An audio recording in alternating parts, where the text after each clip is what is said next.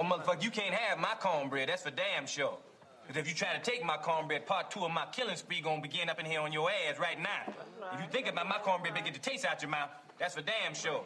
Now, fuck him. Fuck that. Because I'm from New York City, goddammit. Nobody take no cornbread from me. That goes for you and any other you motherfucking farmers wanna try some shit. You fuck around with me, it's gonna be consequences and repercussions.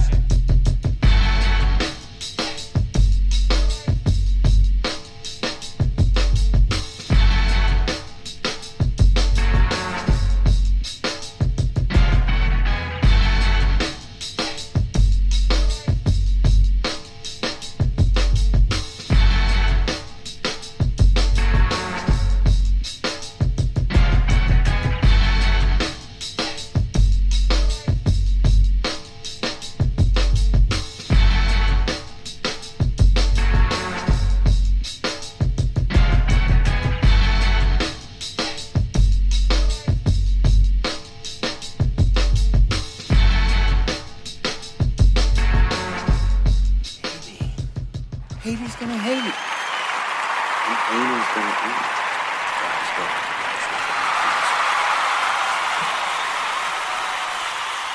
Yo, what's good? What's good? What's poppin', everybody? It's Maestro Styles and Trey Frazier here. Yo. Maestro Styles, Trey Frazier in the building. What's good, y'all? Welcome to another episode of the Barbershop Sports Talk Podcast. We're live on the website. That's barbershopsportstalkpodcast.com. You can follow us on Twitter at barbershopspor2. Also on the Facebook page and on Instagram at Barbershop Sports Talk Podcast. You can also follow us on YouTube. If you're a subscriber, make sure you subscribe to the channel right there. So, you know, it's post-Thanksgiving. Can't go on with the show without kind of recapping how your holiday went, Maestro. What's going on? Hey, much like planned, got plates, and ate them from Friday to Sunday. You said how many plates? 8? 8 plates. 8 plates? 8 plates between. So I didn't do that much.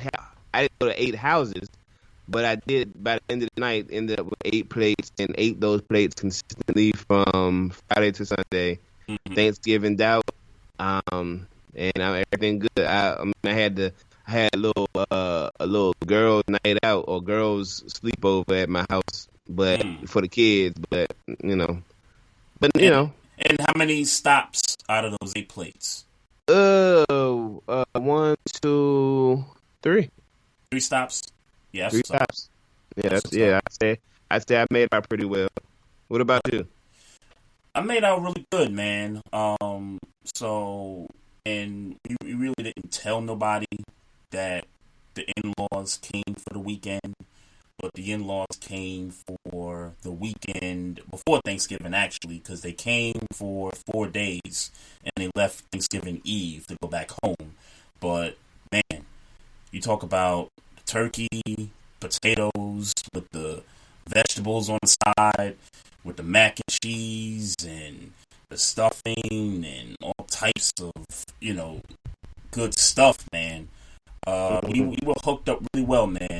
And, you know, I got to shout out my family, too, because we did a Zoom call, and it was really fun. We played some games, which is pretty cool, and it kind of sets up for Christmas, because we're going to be in the same situation again for Christmas, right. Being home, not being around family all that much, but it was a good time, man, and much needed rest, too, man. Those 4 days make a big difference. Yeah, man. I was off all week, man. So I agree. Yeah, and I got more days coming too. So before the year gets out, so I got a couple more, just a couple more. But yeah, for sure. No doubt. All right, so we were hoping to talk about a game, particular game near and dear to us. You're right.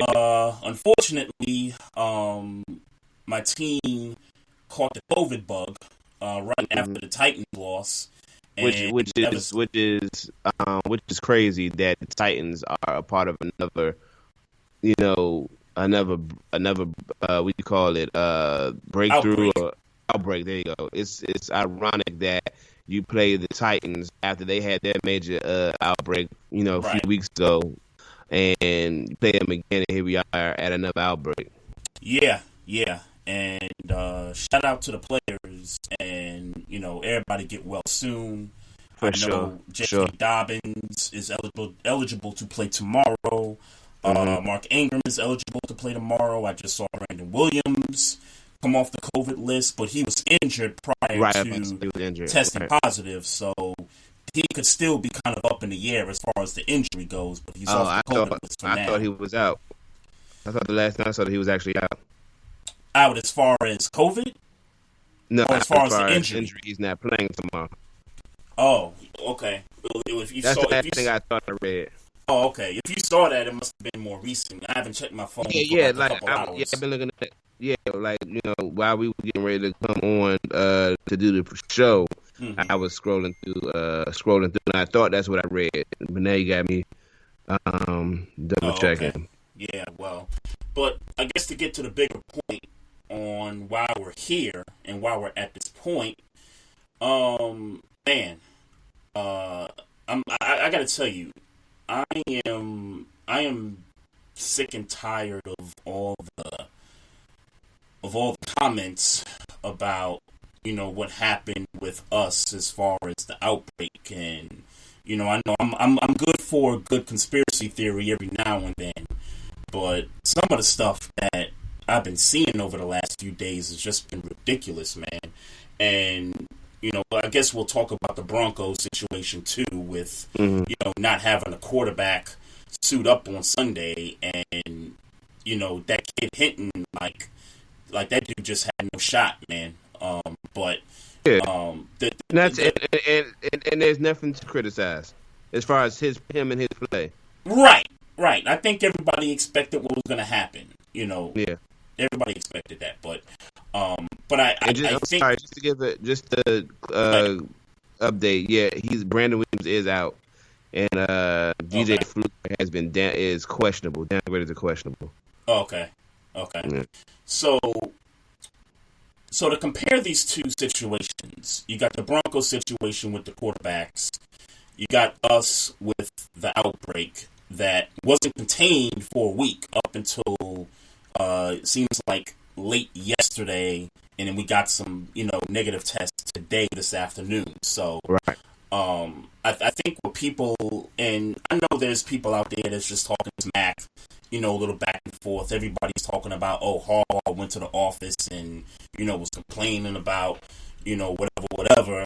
And, the league is trying to help the Ravens out, and, they're trying to screw the Broncos and all this, back and forth and stuff. But the reality is, this is just one point, and I'll say this once. It's about containing this virus, right?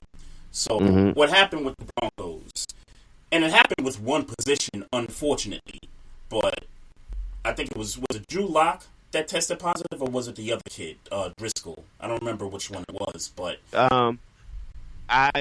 if I had to take a guess, I would say it was Drew Lock based on Dan Orlovsky's comments towards Drew Lock on First Take earlier. Okay, but whoever it was, they tested positive, and they found out that it was that these other guys, the quarterbacks, were in the same room as this guy. And so they put him on the list. They did their contact tracing with the other players on the team, and it turned out that nobody else on the team tested positive for the Broncos. Thus why this game against the Saints stood pat. That's it. Mm-hmm. That's it. If as long as you can contain it, then you're good to go. If you can't contain this virus, which is what happened with the Ravens, every day there were positive tests. Sunday, Monday, prior to that, Friday, Thursday, they couldn't contain it. So for people that still are confused about this is the difference. It's contact tracing. The Broncos, it just so happened to be one position, and it affected the quarterback position. But nobody else on the team caught it. As far as the Ravens go, you had two running backs test positive at first. The next thing you know, Lamar caught it. Then, players on the defense, Judon, Makari, the center, other guys. I mean, we had 20 guys total, and that includes the staff. Well, actually, 23. 23. According Yeah. to what the podcast I listened to this morning, shout out to the Turf Style podcast. 2023 was the latest, and that was Monday. I was listening to another episode, so yeah, that was yesterday. So exactly.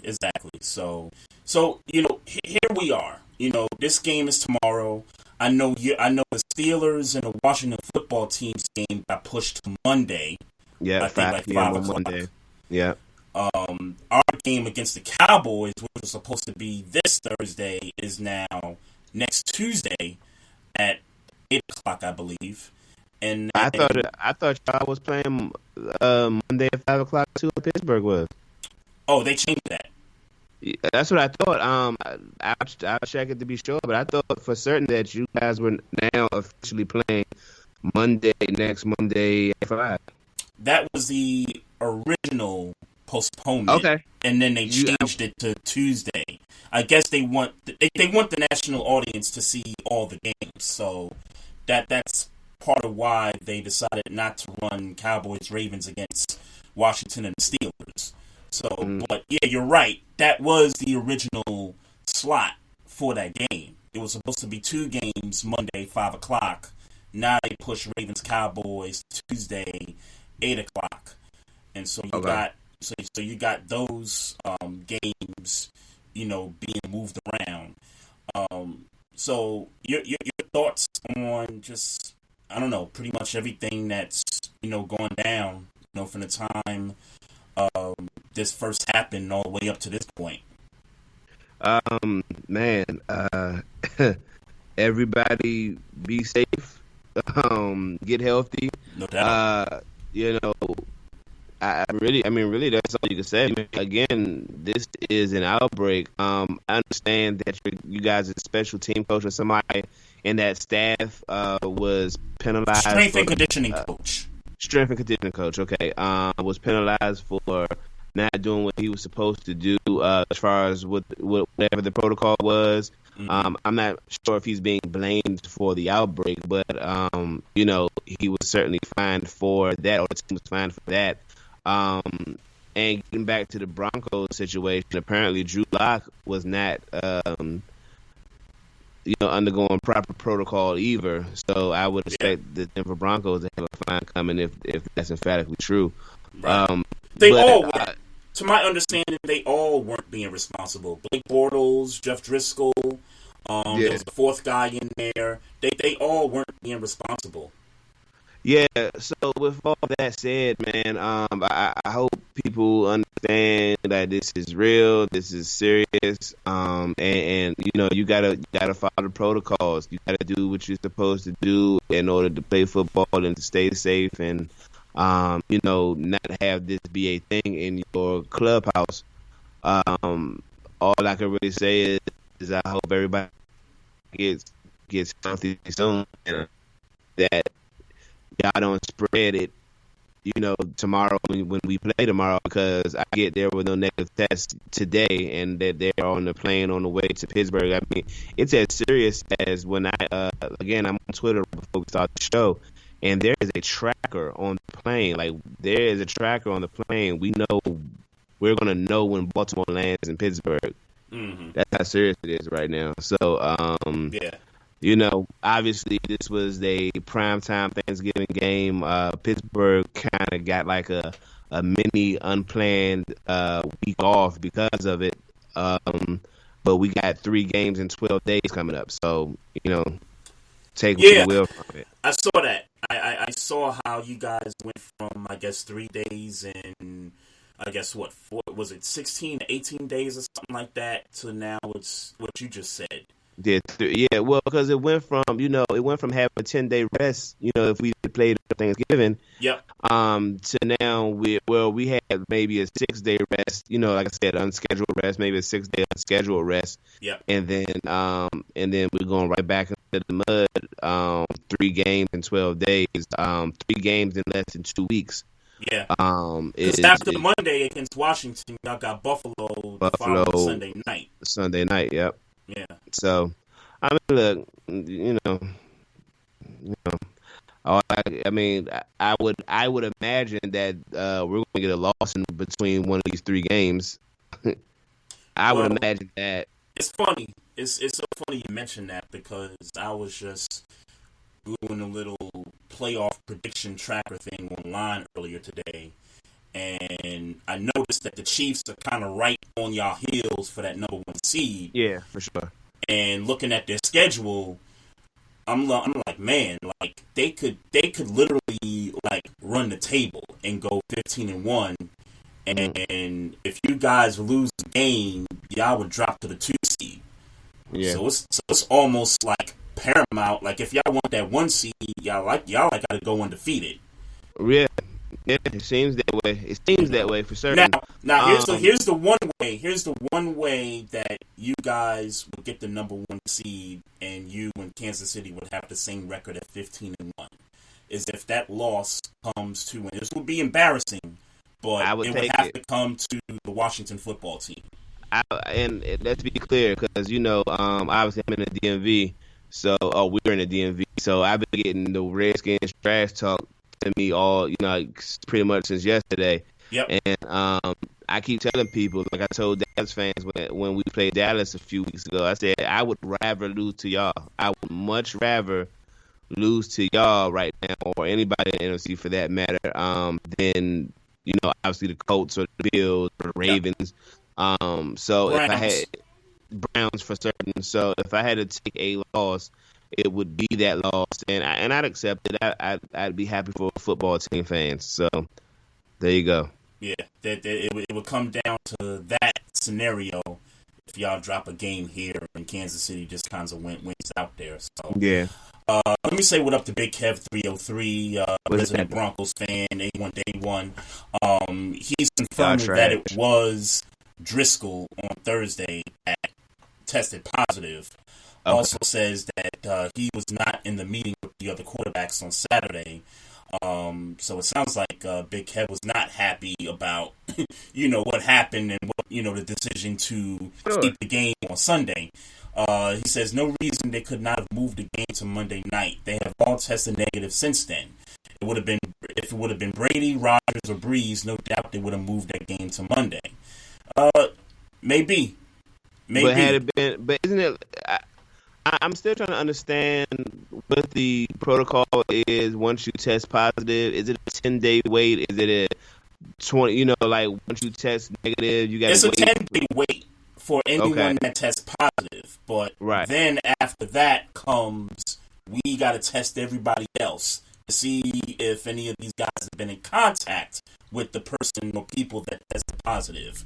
And if it turns out that there were other people around and they test positive, now you're talking about potentially postponing a football game, but because it was just the quarterbacks for the Broncos and nobody else on the roster, they said, you know what, look, y'all not beating the Saints with any of these quarterbacks. We're going to keep the game here. There's no reason to move it. Everybody else is negative. We've contained the virus. Let's get this game out of the way. Sorry, Big Kev, but it is what it is. At this point, the game is over, and hopefully y'all be back next week. Yeah, hopefully, because it did kind of start a conversation about having a backup quarterback be on the practice squad, and I've heard that conversation a couple of times in the last few days about, for example, I think was it the Eagles or I can't remember who signed Josh McCown and put him to the practice squad, but I don't know. There was a reason why he was put to the practice squad. It was for reasons like what happened to the Broncos. Right. So at least you got, a quarterback on the squad that could just come in and can actually play the position. Yeah, somebody in Tomlin's press conference the other day asked about Doug. Apparently, I didn't realize Doug Hodges was on the practice squad, but they asked about bringing Doug Hodges up because in case something had happened, and my coach threw the shade like, no, we ain't worried about that because our quarterbacks follow protocol. Mm-hmm. It's So. funny. It's funny. Big Kev 303. He says Bortles is the practice squad quarterback. Okay. Oh, so he got Okay. this shit on the practice squad. Wow. Yeah. But he probably was in that room with those guys. Yeah. He was in a quarterback. I would imagine it's like a quarterback room where they, do the things that they do. So, yeah. Well, all in all, get well, Bronco quarterbacks, Ravens staff, and anybody else who is. I mean, James Conner tested positive Saturday. So yeah, Stephon Tuitt is not playing either, right? Stephon Tuitt, Gerald Hawkins, and the full guy I'm forgetting, but. James Conner is, from what I understand, James Conner is positive. Yep. The other guys are just on the close contact category. So, yep. For all intents and purposes, it's affecting everybody in some shape, form, or fashion. So, special prayer to James Conner too, because I understand he formerly had he's a cancer survivor.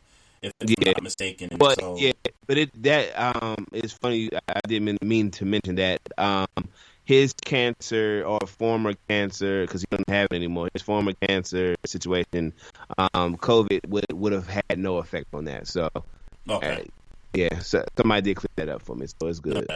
No doubt. Well, I guess we can get into a couple other games. What game kind of caught your attention on Sunday? Caught my attention is a very strong word. I do want to take the time to highlight that the Tampa Bay Buccaneers. I won't say they're in trouble. That's not a. I mean, for God's sakes, they played the Chiefs. So I won't say they're in trouble, but it's good. It's a good litmus test as to where they at, because a month ago I was saying these guys they're going to the Super Bowl in the NFC. They're representing the Super Bowl. Right. They're representing the NFC in the Super Bowl. And it seems like since I've said that, they have done nothing. They've done everything to prove me wrong that maybe they're not going to the Super Bowl. I'm still sticking to that, but this was a good litmus test for the Buccaneers playing the champs, and they are not ready. Yeah, I watched that game, and I just don't understand how a defense can just continue to play man-on-man against these boys. Tyreek Hill, shout out to Tyreek Hill, man, 269 yards receiving. What do you had, 2 touchdowns or 3 touchdowns or something like that? I think it was. I want to say it was 2, but I don't know. I don't remember. I kind of threw me off because you were saying why they continue to play man. I don't think it was so much that they played man. I think that playing man against Kansas City is probably the better route. The problem is that you got to get. You got to jam them up. You keep the safety up. You got to jam them at the line, though. Like, you can't just. That's more reason why you need to be playing man to man in that zone, though. Right. Because it's a better situation when you can press up on them and you know what I'm saying. That's a man situation instead of pressing them and then going into your zone, pressing them and following him. Mm-hmm. I think particularly Tyreek Hill is a better situation. If you are a defense playing the Chiefs and you got to sit up in his zone and you can't get to the quarterback, it's only a matter of time. He's just going to keep picking you apart 10 yards, 15 yards, that type of thing. Whereas, man-to-man without a safety covering the deep man, who obviously Tyreek Hill is that guy, and the fastest wide receiver in the NFL right now, like that would have been my problem. Like, he didn't have a safety over top of him at all. Right. The thing for me, like, it's like they didn't adjust to what the Chiefs were doing. Like, I can understand the Bucs having trust in their front four to try to, get after Mahomes. I can understand that part of it, but after maybe, the first few drives, you got to do something different, because I mean, your man's was getting burnt a couple Yeah, times but on my the problem, touchdowns. my problem is that see, you got to keep it safety. You got to keep it safety over Tyreek Hill. Period. Excuse me. Period. Yeah, Like, and that's the adjustment they didn't make, unfortunately. I don't even. But for me, Trey, I don't even understand why they didn't think. Like, you need to go in the game that way. You need to go in the game keeping the safety over Tyreek Hill. Like, that's how fast he is. Right. And you know what he wants to do. He wants to go deep. He don't want to do that, over the middle. He don't want to do it. Like, he does it. He can do it. Right. But he want to burn you. That's what he wants to do. So I didn't agree with that approach of not keeping the safety up over him. That's just asinine to me. In the words of Stephen A. and Skip Bayless back in the day, like, that just don't make sense to me. That's stupid. Yeah, I mean, I hear you. I definitely hear you. It's just Look, that Carlton Davis is a good cornerback. Tyreek Hill is a different level of speed, though. yeah. But you gotta make the adjustment at some point throughout the game. And I just thought that they just kept running with what they were running with out there. As far as the offense for the Bucs go, I don't know if it's just the fact that they just got too many, and it's hard to say that because who the hell's gonna be mad about having too many guys that can do a lot of things with the ball? But I gotta call out two guys.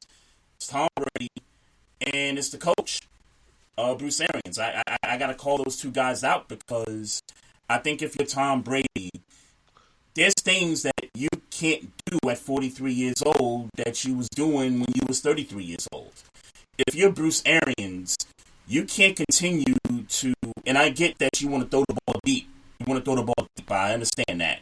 But you as the coach have to understand what you got in a 43-year-old Tom Brady. That dude likes to dink and dunk. Like, that's what he was with the Patriots. Mm-hmm. So if that's what he was, and that's what he's good at, and he's older, then Bruce Arians, you're going to have to find a way to mix up, thinking and dunking, the intermediate routes, throwing short routes. Mix that with a little bit of play action. Mix that with a little bit of throwing the ball deep. You got to diversify this offense a little bit more in terms of, how far you want Tom Brady to, throw the football. Mm-hmm. Yeah, Scotty Miller, man. Scotty Miller is being underutilized, and I know that's the last name you're thinking about when you're thinking about this Tampa Bay offense. But Scotty Miller is the underused guy. He needs to be used. He needs to be used more. And more to your point, he should have a Roethlisberger style game this year. Meaning he shouldn't really be holding the ball for longer than 3 seconds. Like you said, he should be getting rid of it. They got enough talent. Yep. In the skill position, wide receivers, running back, tight ends, that they can get yak, and they should be depending more on yak than getting the yards within the throw. Yeah, no question about it. And Go ahead. I'm sorry. That's why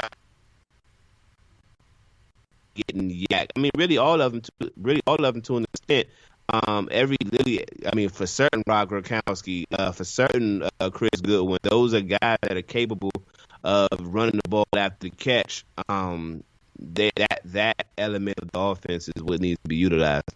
Mm-hmm. Yeah, and just to add to that, and I know that they've been trying to get Leonard Fournette involved with catching passes. That's not a very good idea anymore because he's dropped a lot of those short throws from Tom Brady. And if you're going to do that, I would try to get Ronald Jones more involved with that as far as catching out of the backfield. Like, if you want to use Leonard Fournette, just run the ball with that dude. Like, he's a bruiser. He can do that. Catching passes out the backfield, I'm not so sure. Yeah, on the Chiefs side, it's real short and simple. They look like the Chiefs are definitely the best team in the NFL right now. Yeah. I am at this point, Trey, I am willing to concede that Patrick Mahomes is emphatically the MVP top candidate right now. I am at this point. At this point, I'm willing to concede that that's just what he is right now, the best in the NFL right now and MVP right now. That could change with another amazing game next week. But right now, and in a 2-week display since we've last had the argument, yeah, he's definitely the MVP candidate number one right now. Yeah, man. And I talked about it earlier that we look down the schedule. I mean, they can literally just win every game moving forward. I mean, I think their two toughest games just in terms of record. You got the Dolphins in Miami coming up, I think, in 2 weeks. And then after that, you got the Saints in New Orleans, but Drew Brees ain't going to be there. It's going to be Taysom Hill. So you would figure they gonna beat the Saints with Taysom Hill at quarterback. Yeah. You know what I mean? So, and everything else. Or you would hope. I mean, you would hope. I mean, let's be clear. They can lay an egg, and this team is not unbeatable. They're just doing it so well right now. Right. And I think you mentioned last week or a couple weeks ago, they're not really blowing a lot of teams out. They're just hanging in there, and when they could strike, they could strike. I.e. against the Raiders the other week, and they did that. They did it against somebody else. I can't remember who, but that's kind of been their MO all season long. So yeah, sure, they could have a clunker. I just don't see where it's coming from unless it's a division opponent, and it's not going to be the Broncos. I know that it could be the Chargers. Never know, man. Never know. That's all I say. Yeah. I think from your perspective, I think you're kind of hoping that they drop another one just because they're right on the heels. Of course I am, but even if I wasn't a Steelers fan, and if I didn't want, if I wasn't, obviously fighting for, or they were obviously fighting for a number one spot, the Chiefs, just like they gave up one against Las Vegas earlier this year, they're capable of laying another egg. That's just what it is. They're capable of it. Right. And really, they didn't even lay an egg against the Raiders. The Raiders beat them. Yeah. You know what I mean? Yeah. They just played a much better. I think they played perfect against the Chiefs in that first game. Yeah, and then here's the thing. I don't want to make this Raiders game a conversation. I just don't. But it should at least be recognized that after the heart pulling loss against the Chiefs, they come back this week and get blown out by the Falcons. Yeah, let's be clear about who it was by now. And again, like I said, they were blown out. Let's be very clear what happened. They were blown out. Yeah. 43-7. The one highlight I saw where I thought that game turned was they were in the red zone, and I think Derek Carr fumbled. Either he fumbled or somebody else on the offense fumbled, and I think from that point on, it was just Falcons all the way after that. That's a bad loss for the Raiders if you're a terrible loss. Trying to make a playoff push. It's a terrible loss. Because at the stage they are as a team, you don't know if that's their identity where they could lay a clunker like that against a bad team, or if it's an anomaly where they really are a good team and that caliber team. So there's that. Yeah. The Colts. Oh, I'm sorry. Go ahead. Yeah. Well, I was just gonna make this one comment about the Raiders, and then we can move on. I do get the sense still that if they somehow make it to the playoffs, that I think they're going to give somebody, a good run for their money, depending on what their first matchup is. Because I think clearly they could play with the big boys. I mean, they proved it twice against the Chiefs already. I think for them, it's just trying to navigate through the season to try to, lock up a postseason spot. And when you have clunkers against the Falcons like they did, it does give you the sense that it's like, well, I don't know about you. I got the side eye on you. But when you look at some of the other, games they played against, better competition, they're in the games. They're losing them close or they're winning them. So it's not like if they make it there, I'm just gonna count them out because I have evidence of the Raiders that they could play against the big boys. Yeah, but here's the thing, Trey. do you feel about them against the Titans right now? The Raiders? Yeah. Oh, I think that's a 50-50 ball game. Just off the break. I'm leaning towards the Titans right now, and I know because I know I'm reneging on the Titans not being a serious team. I said that 2 weeks ago and was essentially trying to bury the Titans, but Derrick Henry's here now. That's a good win. Yeah, well, no. He was playing. Let's be clear. He's been balling all year, but he's officially hit the second gear. The second gear is here now. Oh, gear's different. No question about it. The gear's different. He's in that second half gear that he's known for doing that, in his career. He's in that second gear right now. Just so happened that he wasn't like non-existent in the first half of the NFL season. Yeah. But right now, he's officially in playoff mode right now. With what he did to the Ravens and what he just did to the Colts, he's here now. He is officially in playoff mode. So, I tell you straight up and down, A.J. Brown is turning up a little bit. That dude is a monster, man. Like I've been on this guy for so long. Like I knew that this kid was going to elevate his game at some point. And yeah, it helps that Derrick Henry's running the Rocky the way he's running it. But there's something different about A.J. Brown right now compared to last year. The Raiders don't beat the Titans right now. Yeah, I don't have no argument against that. And I just think right now, and it's a good chance based on seasons where we at. This where we at right now. It's a good chance that the Titans might have to see Vegas. Oh, of course, Vegas might have to see the Titans in the first round. That's a probability right now. So now at this point, just based on what I'm seeing from the Titans in the past 2 weeks, I don't know if the Raiders can play with them. Well, here's where I give the Raiders, and like I said, I think it's 50-50 right now, and here's the reason why. Here's where the Raiders can have success against Tennessee. Tennessee's third down efficiency on defense getting off the field. The Raiders have been so excellent on third downs. Derek Carr has been great at third down conversions this season. And if you're going up against that defense in Tennessee, and we've seen it, I mean, your team has seen it, my team has seen it, they can't get off the field consistently on third down. So if you're the Raiders and you got this offensive line that, gives the quarterback time, that's what's going to help keep the Raiders in a game like that. Now, on the other side of the ball for the Raiders on defense, yeah, Derrick Henry's going to slice them up pretty good.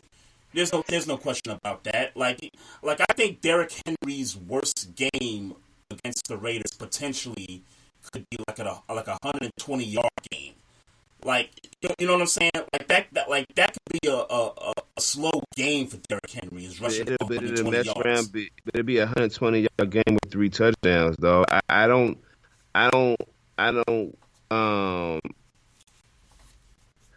And just to give you a stat, the Titans got off the field this past week against the Colts. Yeah, different kind of offense.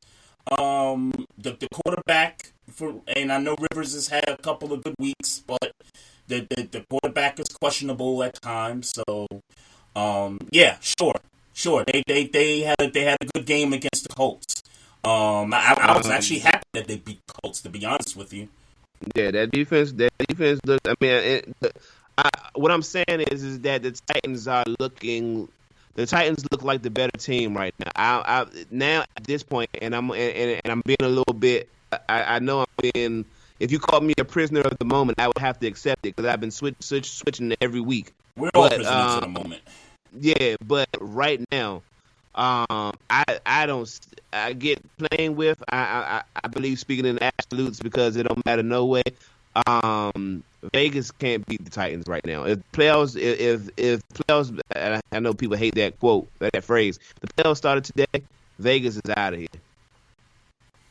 it's going to be a decisive win. The Titans are going to beat the Vegas Raiders decisively. So I think that's where we differ. So you think it's decisive.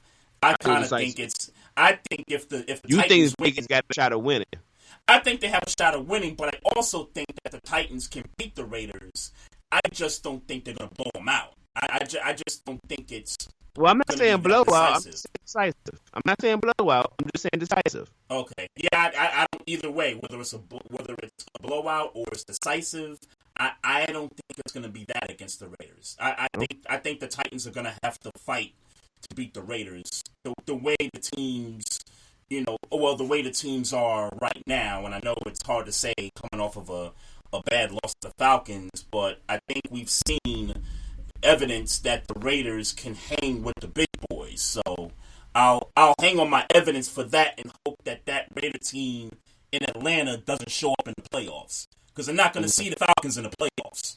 You know what I'm saying? Sure. They're not going to see those those bad teams that are just trying to strand for a win. So, but it's not like we're talking about the Falcons as being a good team. This was a bad loss. No, absolutely. But yeah. I think the fact that they're not going to see those types of teams in the playoffs, I think that's going to help the Raiders, because I think the Raiders have this mindset that, okay, these are the big boys now, and you saw what we did against the Chiefs. You saw what we did against the Saints earlier in the season. So, let's, it's go time. I think I will bet my money that the Raiders right now in a playoff situation, they will be ready to play. They're not going to get blown out the water. They're not going to be beaten decisively. Just use your word, decisively. Okay. They're not going to be beaten decisively. Okay. Yeah. I think. But I'm with you. I'm with you about Derrick Henry, though. They're in playoff mode right now. Yeah. And that's a dangerous team right now. If you let it get to a divisional round against that team, against somebody, that's going to be a tough out. Like I said, I'll say this right now: if Vegas has to see Tennessee in the wild card, Vegas is done. First round out. Yeah, I can see it. I can see it. Yep. No doubt. So I'm trying to think. Was there any other bad losses over the weekend? I'm sorry, because I usually do my list of games here. I'm kind of unprepared for this. Let me scroll through here real quick. Bad losses. I'll be honest with you, man. It is not looking like nothing that's crazy. I mean, everybody else seemed the Rams took a bad loss. Oh no, Maestro! I just thought about it, and it's best that based on what our conversation was on IG Live last week, you have to call out the Arizona Cardinals. And I get that it was a missed field goal. Let me tell you why I feel, and let me tell you why I feel, and why I still stand by what I said. It's in reference to that being a bad loss by the Baltimore Ravens, and it's being an okay loss for the Arizona. The Arizona Cardinals are not a good team yet. They had no expectations coming into the season. We still don't really have expectations coming into the. We didn't really have expectations. We didn't have. I think you may have picked the Cardinals to win the division on a whim at the beginning of the year. I picked the Cardinals to make the playoffs.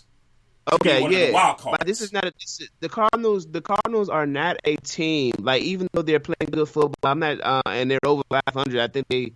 They're over 500. They're an over 500 team, but they are not a good, or they're not a.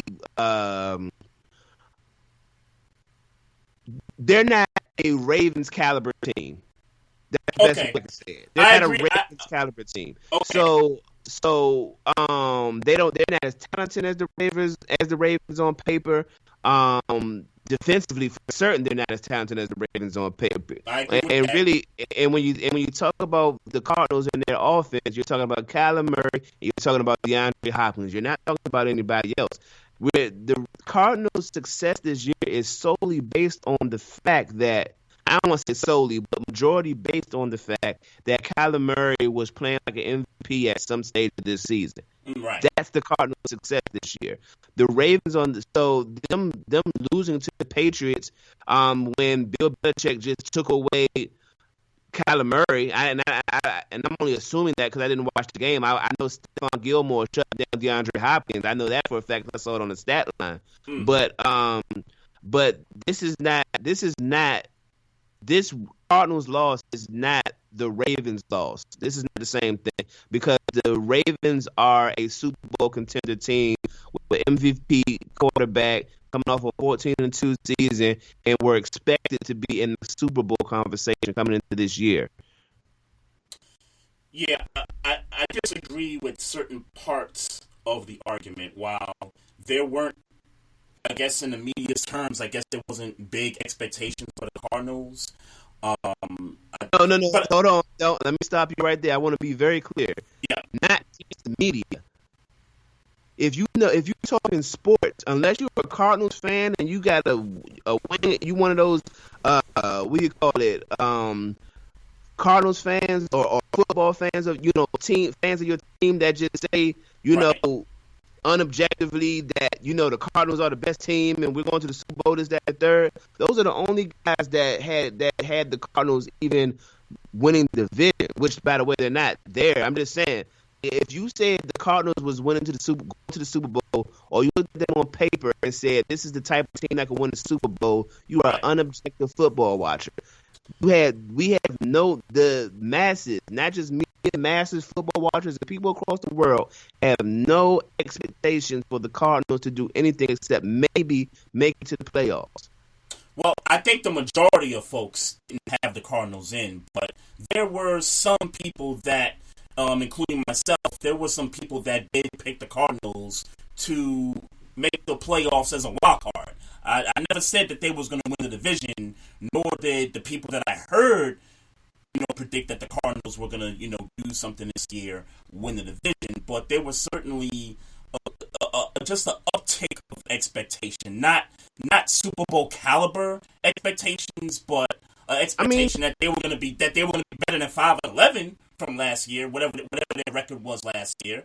But they're already that right now. What's that? But they're already better than 5-11 now. Right. So, but here's my thing. Okay. At some point during the season, it can't just be the day after week 17. All of a sudden, this team's here.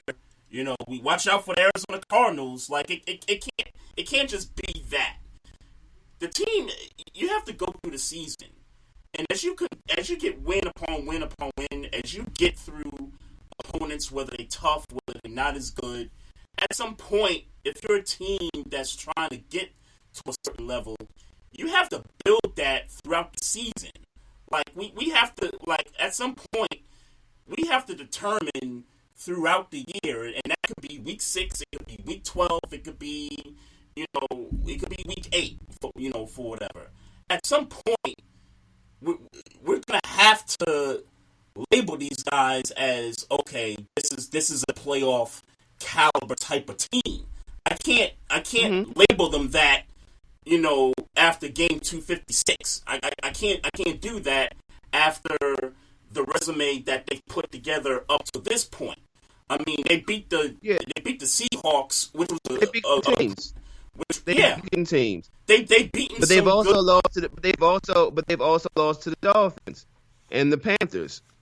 So the Lions for that matter. So again, my point is that okay, the Ravens are solidified in who they were solidified coming into this year on who they were as a team and relevant to other teams in the NFL. Sure. I mean, let's be very clear. It was the Chiefs and the Ravens, 1 and 2. Sure. That's who it was in the NFL, not just the AFC. In the NFL, it was Chiefs 1, Ravens 2. Okay. So can I ask you a question? Sure. Can I ask you a question based off of that statement? So it's after week 12. Right now, right now, we'll talk AFC since you mentioned Chiefs and Ravens. Right now in the AFC, who are the big boys right now? The Chiefs and the Steelers. Chiefs and the Steelers. Okay. Yes. The Steelers. The Steelers had to develop that momentum throughout the year to get to that status. Let's be very clear about why the Steelers are the big boys. They're undefeated. It's not because their play has been so much greater than everybody else's. The Steelers are number 2 because they're undefeated.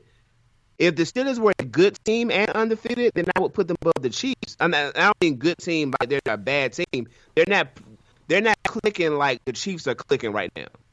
The defense you know what I'm saying? But the Chiefs are winning. The Chiefs are what's their record? 10-1. Yep. Chiefs are 10-1, doing it the same way they did it last year. So, for all intents and purposes, the Chiefs are rolling, are clicking on all cylinders. Of course, you can find flaws, but they're clicking on all cylinders.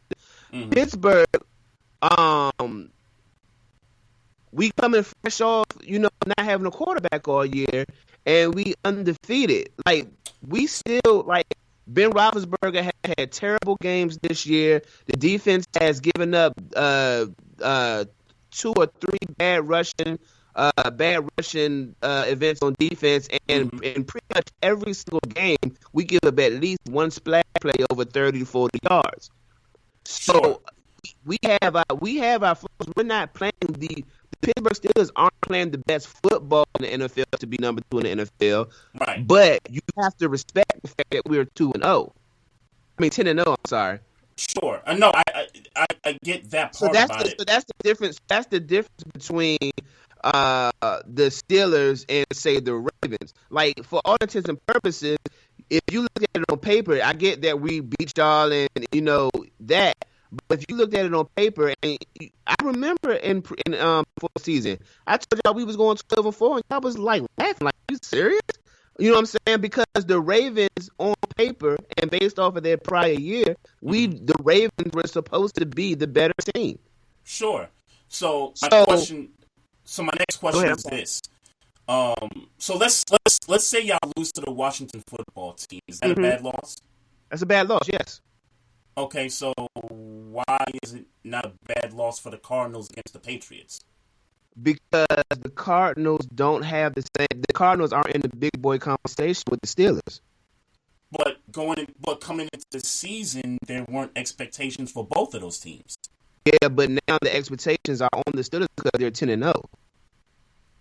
We haven't lost a game this year. So it's the whole So for you, just so I understand, for you, it's the whole undefeated part that gets them over the top. Yeah, that's why we're the second best team in the NFL. Not because we. Okay. Not because, yeah. Okay. I think that. Yeah. Okay.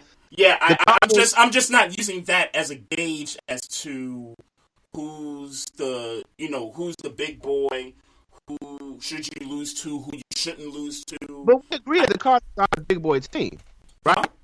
No, I'm not labeling them a big boy team. Okay. I'm saying that at some point throughout the year, we just have to recognize that, okay, this team they're a playoff team at this point, and once you get to a point to where hold on, Trey, maybe they're not solidified right now. They're 6-5.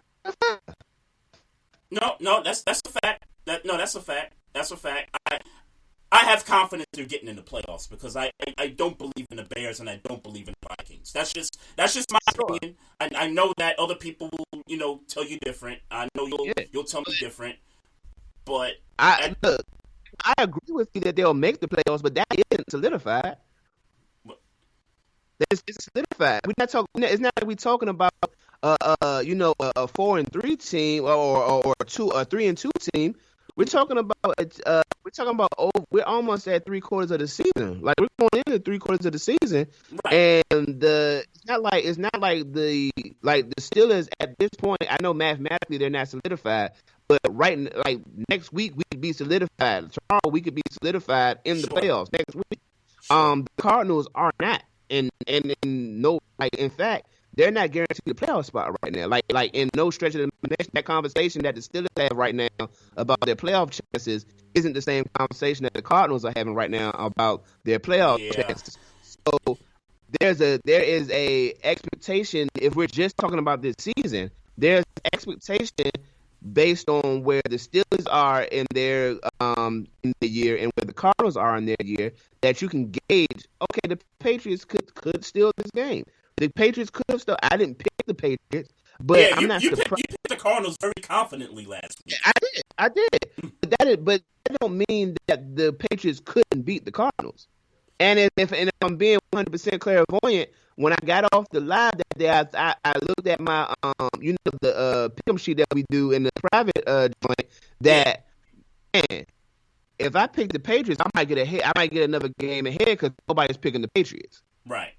That did cross my mind. I didn't go with it, but damn. And see, that's why I hesitated. And I know you threw a little joke in there about, well, you think Belichick is just going to take Kyler Murray out the game and da-da-da-da. That's why, and not that he did that on Sunday, because I don't believe he took Kyler Murray out the game. They took down DeAndre Hopkins. They took DeAndre Hopkins out the game. But that still speaks to what Belichick still can do at this point with the roster that he has. That's why I was very hesitant about picking the Cardinals when we were on IG Live that day. Because I was like, I'll go with the better player. But you stand by that. That's not a bad loss. The Ravens wasn't a bad loss. I stand by that. It's debatable whether it's a good loss or whether it's a bad loss. If you look at it from the Patriot perspective, they still have one of the greatest coaches of all time. And even though we know that the roster is depleted, particularly on defense, we know he has a history of playing us. We know this. He has a history of playing this Ravens football team. But the thing is that if you're talking about his history and his ability to take your number one guy, if it's Lamar Jackson, then if it's Lamar Jackson, then he should, Lamar Jackson running the ball, then he shouldn't be able to. Then Lane should be open for Dobbins or whoever back. I guess it was Gus Edwards that week. Mark Andrews was not a factor. You know what I'm saying? Like, there were other parts. And then on top of that, y'all got ran on by Damian Harris, who probably had. Yeah, we got ran on because we didn't have our two best run stuffers. Brandon Williams was out. What's his name? Calais Campbell was out. That wasn't an excuse when y'all ran for 300 yards on Pittsburgh. That wasn't an excuse. What's that? That was not an excuse when y'all ran for 300 yards on Pittsburgh. No. I'm talking about the Patriots running on us. I know exactly what you're saying. You're saying that a team that should dominate the run didn't dominate because their two biggest pieces were missing. So my rebuttal to that is that in Pittsburgh, when y'all ran for 300, almost 300, our top two nose tackles were out. I won't. I'm not gonna. Give you burn for that. I'm not saying you're wrong. No. I'm giving us burn for that. You should give, because to be clear, and look, it's not. And going back to the Ravens, the Patriots are not a good running team. I know, because I got to start running back on my fantasy team. Damian Harris is not a dominant running back, and I get they split carries between White and Burkhead. Yeah, I was gonna say they split carries, and if you look at their stats, they're top 10 in rushing right now. Yeah, as a team, but no. Right, as a team. Is that a fact? They're a top 10 rushing team. Yes. Yeah. Okay, so if that's the case, then that means that means that everybody's getting 30 or 40 yards a game. So it's not like nobody's dominating. So y'all had one guy dominate, and then the only key play was a flea flicker. Yeah. And who called that? Who called that?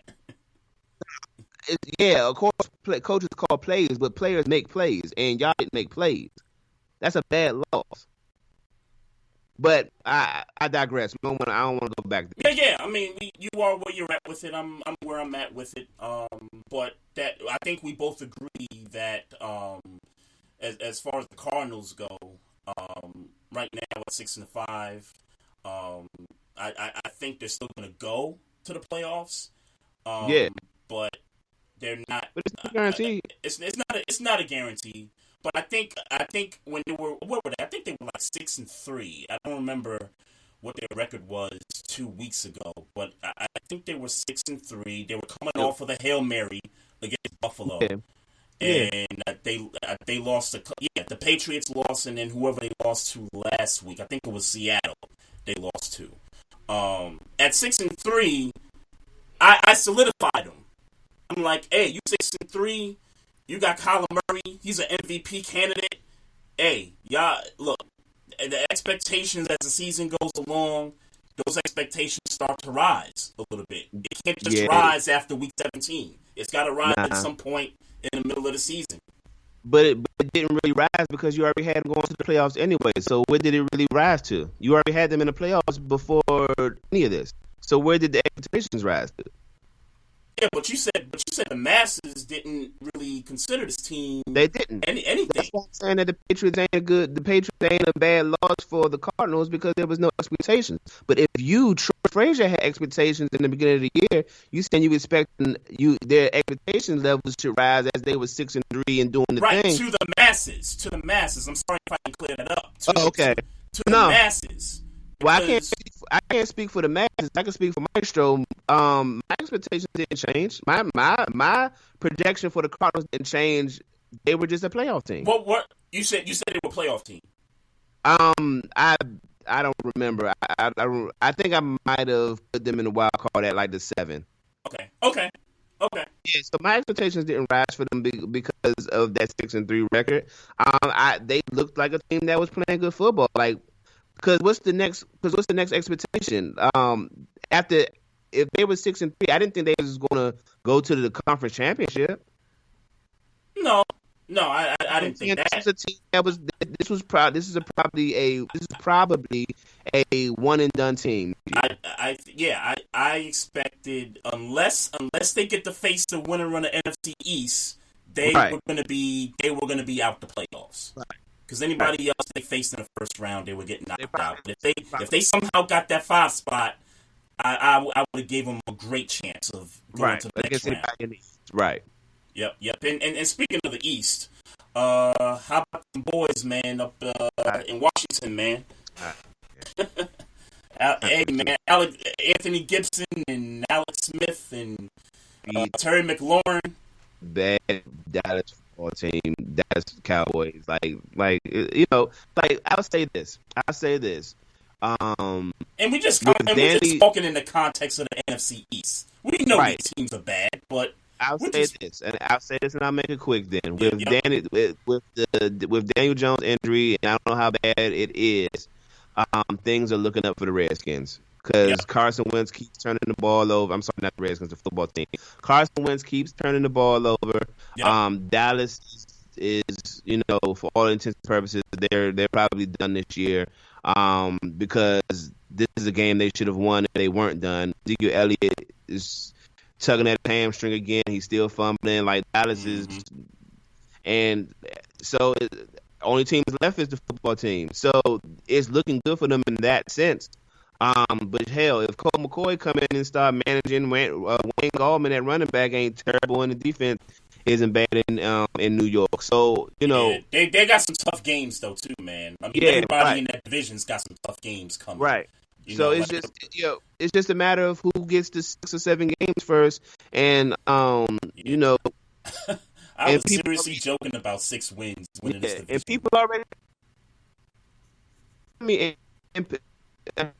football fan, but people already telling me the Steelers going to lose. Like a nigga called me. Nigga don't call me for nothing. Nigga called me today. It was like, yeah, hey, by the way, so just so you know, the football team playing the Steelers on Monday at 5. Y'all know y'all losing, right? And I was like, oh, all right. And he's like, all right, and he hung up the phone. That's all he had to say. That's all he had to say. He just wanted to let me know that the football team was going to be Pittsburgh. And I keep telling people, I'm like, all right, I mean, I don't see it happening, but if you do, I would rather lose to y'all.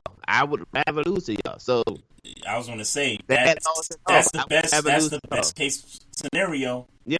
In getting that one and seed. I'll take all the heat. Oh, that's a terrible loss by the Steelers. Yeah, it is. I wouldn't feel bad about it at all. That'd be an embarrassing loss, but it would help if that's the one loss you guys get.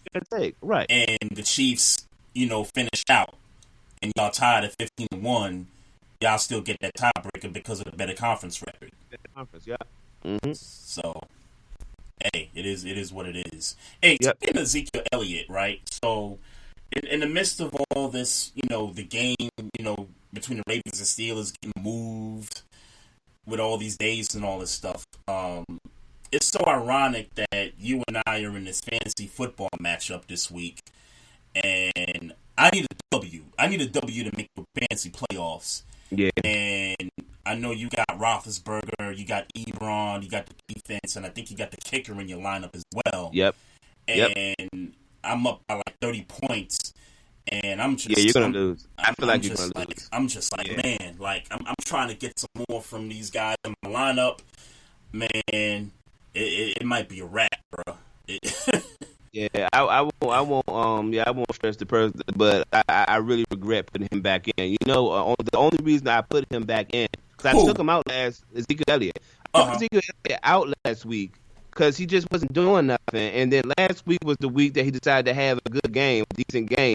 Mm-hmm. So I'm like, all right, maybe he's back, put him back in against the football team, and then he go right back to being trash. So and now I'm suffering for it because I had a running back that would have gotten me better numbers this week. Yeah.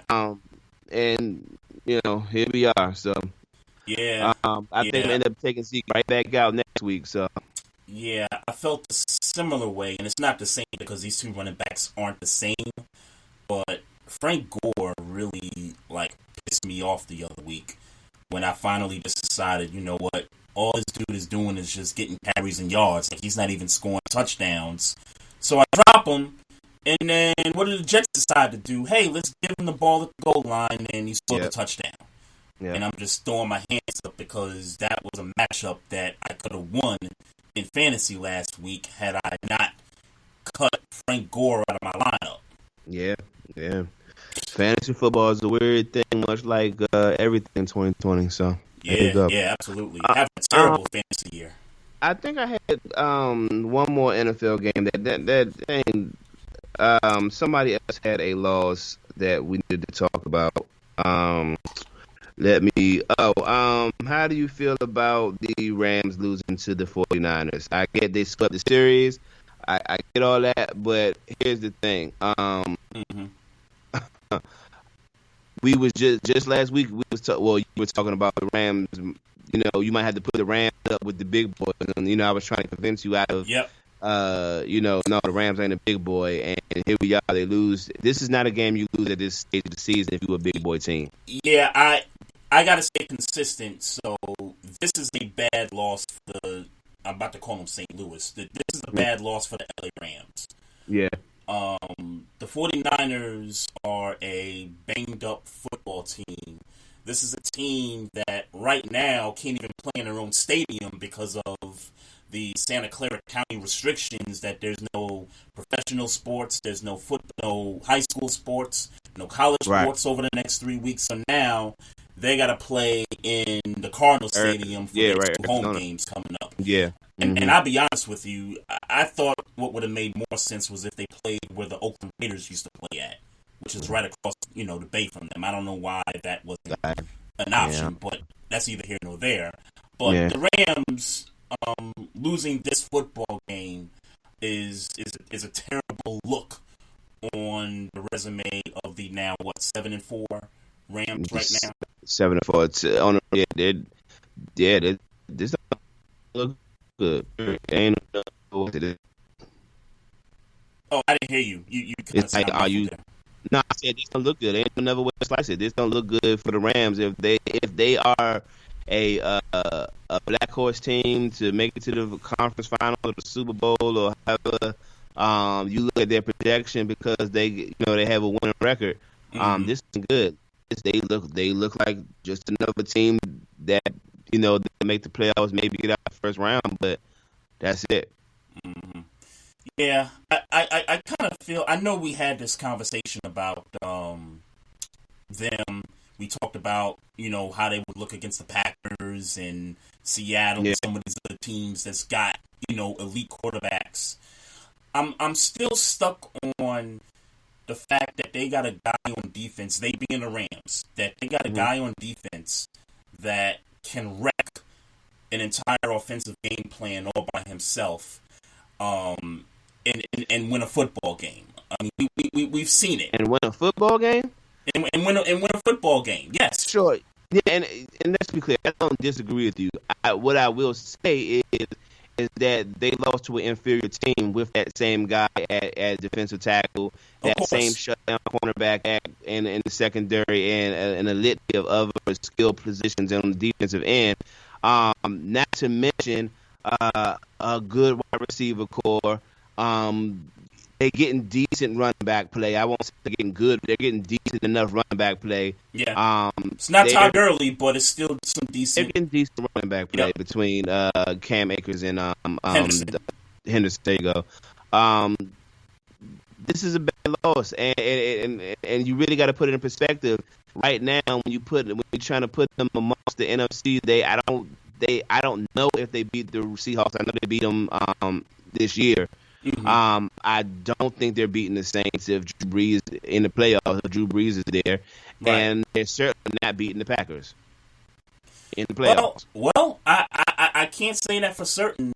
If as far as the Packers go, I can't say that they're definitely not beating the Packers. I mean, we seen it last year in the NFC title game where the Packers roll into San Francisco and they just get their asses kicked. You can't compare that. You can't compare the Rams team to the 49ers team of last year for a few reasons. One, that running game was elite in San Fran last year. Mm-hmm. This running game is not elite in LA. Right, you're talking one side of the ball, and I agree with you there. But talk about the other side. But talk about the other side of the ball. What happened when Aaron Rodgers was out there? Against an elite defense. I'm not saying that the Rams aren't an elite. I'll ask the question: who's a better defense? The Rams defense of this year or San Fran defense of last year? I think the Niners as a collective of players on defense is a better defensive unit than the Rams. But they got a guy. And really, when you look at the secondary, Jalen Ramsey's back there too. So not only do you got him, you got Aaron Donald. I mean, come on, those are guys or at an elite level that could change the game plan. Like, but I can't scoff away from that. You can scheme, but see, and it's defensive. I get Aaron Donald's dominance. But if you're a good coach, you can scheme away from Aaron Donald. You just can. Particularly if you're the Packers, where it's not like you got a guy you can put Ramsey on Adams and possibly shut him down if Ramsey follows him. Mm-hmm. But you want to tell me that Aaron Rodgers ain't got the capability to get it to those other no-name guys, Stanton and Aaron Rodgers has the capability of making those other guys make plays. Aaron Rodgers also has the capability of getting knocked down, getting sacked, getting destroyed the way he got destroyed against the San Francisco 49ers. I'm only basing it on this season right now when Aaron Rodgers is in MVP conversation right now. Sure. They don't. Sure, I mean, you could talk about last year, and yes, they got their asses handed to them last year. Aaron Rodgers MVP level core right now. I don't think the Rams. I don't think the Rams beat them. Period. Okay. No, and that's debatable. But I'll go as far as beyond last year. Aaron Rodgers has had some brutal losses in the playoffs over his career against teams that you go up against their front, 4, front 7, he's going to kill. I mean, there's evidence of that. How many people playing better quarterback than Aaron Rodgers right now? 2, right? Maybe 3? Maybe 3 guys. Maybe, but I'm confident in 2. Yeah, I would say 3 guys are better than Aaron Rodgers right now. No, I'm not playing better than Aaron Rodgers right now. You got 3 guys? Playing better than Aaron Rodgers. Patrick Mahomes. But how many times have we said that throughout his career? Yeah, with the running game and a decent defense, though. With the Packers having a running game and a decent defense? You're right. How many times have we said that about Aaron Rodgers with a running game and a decent defense? Not Aaron, many times. Aaron They had that last year too. Aaron Jones. That I don't know if that defense was a decent defense last year. They're doing a lot. They're doing very well this year. They were doing very well this year. They were doing very well last year. They were talking about Preston Smith and the Scenario Smith last year. They're talking about him again this year. Yeah. I don't think we talking about the same. And again. Well, here's what I'm saying because we could shoot it back and forth and I'm here for it, man. Yeah, but it ain't no point to come to the same conversation of who there's not many people playing better quarterback than Aaron Rodgers right now, and this is probably one of the more balanced teams he's had all across the board, team-wise, offense, defense, special teams. Whereas, if we're talking about the Rams, we don't trust Jared Goff. And yes, the defense is elite, but no, let me say, yes, the two players on that defense are elite, Jalen Ramsey and Aaron Donald, but there's other ways to scheme around that defense and be successful, which is why we're talking about the 49ers beating the Rams in the first place. Would you say, and I get that the Rams don't have the same players that they had 2 years ago when they went to the Super Bowl, but would you say that the Rams' style of play on both sides of the ball this year is comparable to their style of play a couple of years ago? That formula. Comparable, yeah. Comparable, yeah. That formula. Okay. That formula hasn't changed much, yeah, for certain. Okay. It hasn't changed much. Because last year they didn't have that running game. And that's why they were where they were last year. At 9-7 and, not meeting the expectation. You believe the Rams are a Super Bowl team? Right now, I think they are. I think the two guys on defense offsets the deficiencies of Jared Goff, 1, and 2. Wow. It offsets what the other teams in the NFC bring to the table as far as the quarterback position is concerned. Wow. Yep. All right. Well, we disagree there. I don't got nothing else in the NFL. I do. If you don't have anything else in the NFL, I got nothing in the NFL.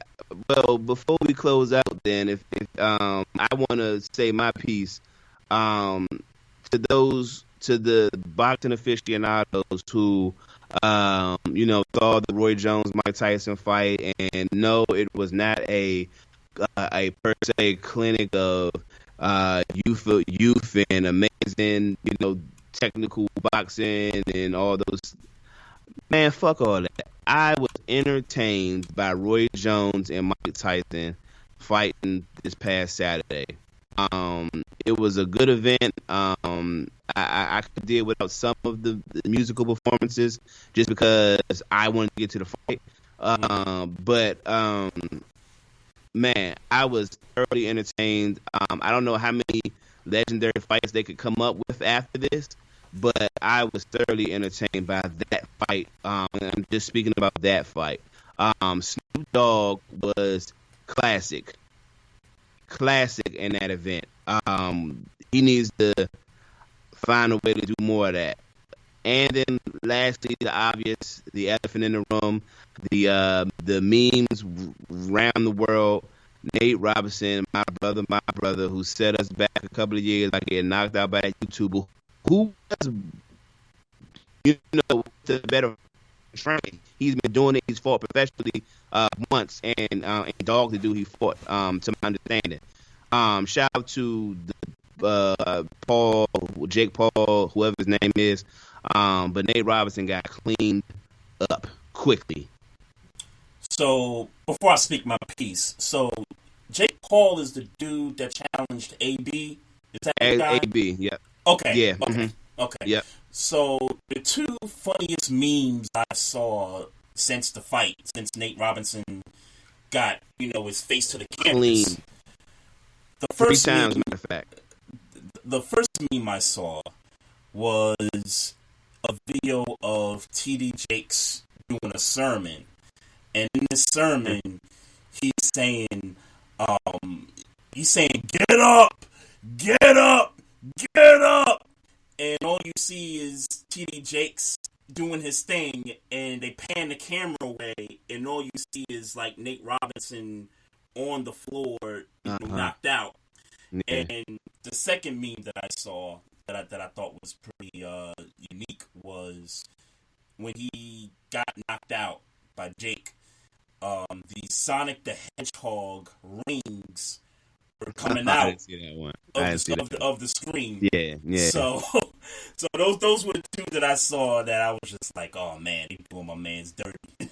Or and deservedly so. I have seen tweets of him saying he's okay, and things, and I guess there's nothing to do but to take it in stride. I mean, he got his ass whipped, but wasn't nothing to it. He got his ass whipped, so be a man and just take everything that come with it. I hope he goes and trains. He's better for it if he decides to continue fighting.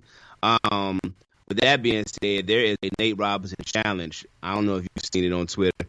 But I saw it trending, but I didn't know exactly what it was. It's a whole bunch of people laid out, just laying on their face. It's funny. One dude was laid out on the escalator going up. The internet is having fun with it. The internet is having fun with it. I heard he got it back on social media though, like almost not immediately after the fight, but I guess like the same time frame. And just was having fun with everybody, and it's like, hey, all's good, I'm well. I got my ass knocked out, but he's still here. He's still here, right? I hope he trains. If he's going to do it again, I hope he trains better. Yeah. Now he trained prior to, I guess, the whole COVID stuff, better. Right? No. I mean, trains better. I mean, because no. I know what you're saying. I'm asking. Yeah, he's been training. Okay, he's been doing it. Yeah, he's been. To my understanding, he's been boxing for years. Mm-hmm. So I don't know, because if you saw any of it besides him getting knocked out, his whole approach to fighting was wrong. Mm-hmm. Like he was charging. He didn't have his hands up majority of the fight. Like it was bad. It was a bad showing if you're talking about technical boxing. And I guess you ain't really expecting these dudes to be technical boxers. But I tell you what, Jake Paul, after knocking him out, then dropped freestyles because he does music as well. Yeah. Bam put out a freestyle Monday. Pictures of surfacing of him having a Nate Robinson jersey on with the designer shoes on. Like he taking it to the bank. He damn sure taking it to the bank. He taking that. And I saw that he got knocked down. Maybe it was the second time Nate got knocked down and got back up, and then that's when he just caught the right hook to the face. I guess he's got to, work on his technique, man. He got to work on being a boxer if he's going to continue to do it. I mean, until all these pundits talking about he was brave getting in the ring, I'm not denying he was brave getting into the ring, but just shut up. Like that's too simple. It's too simple to say. No. Let's be clear. It's a thing to say, but let's be clear. He got into the ring. Mm-hmm. He got into the ring. So amateur, professional, whatever he did, he got into the ring. He knew what he was doing. Right. After he steps into the ring, everything that comes after that.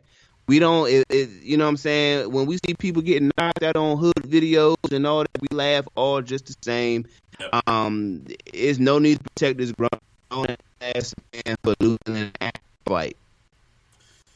Yeah, I gotta say stop being so sensitive.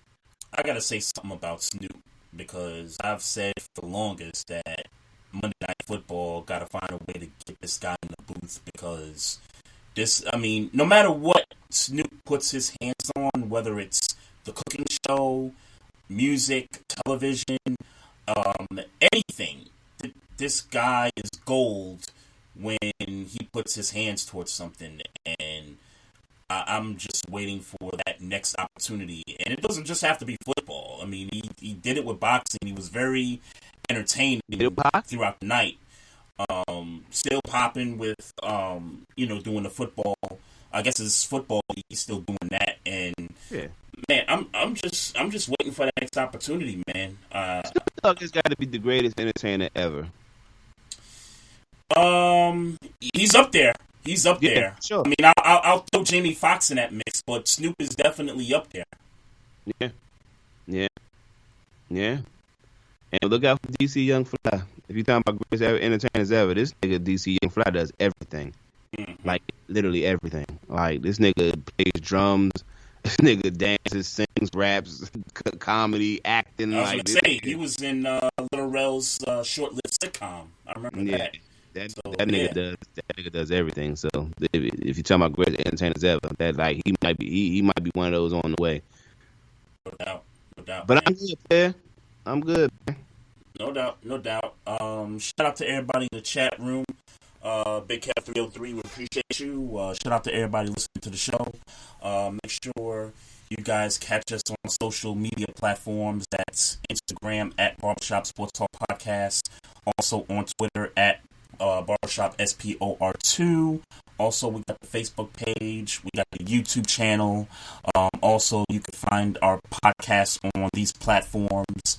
We got iHeartRadio. We got Spotify. We got Amazon Music. We got Google Play Podcasts. And we're also on Apple Podcasts as well. And if you got any questions or comments about the show, you can email us at barbershopsportstalk1@gmail.com. So, Maestro, if you got nothing else, man, I'm about to head on downstairs and call it a night. I'm hungry, man. I gotta eat something. Word. Y'all have a good week. We'll be back next week to talk some Ravens and Steelers. Hopefully they get this game in tomorrow. Peace out, folks. One love.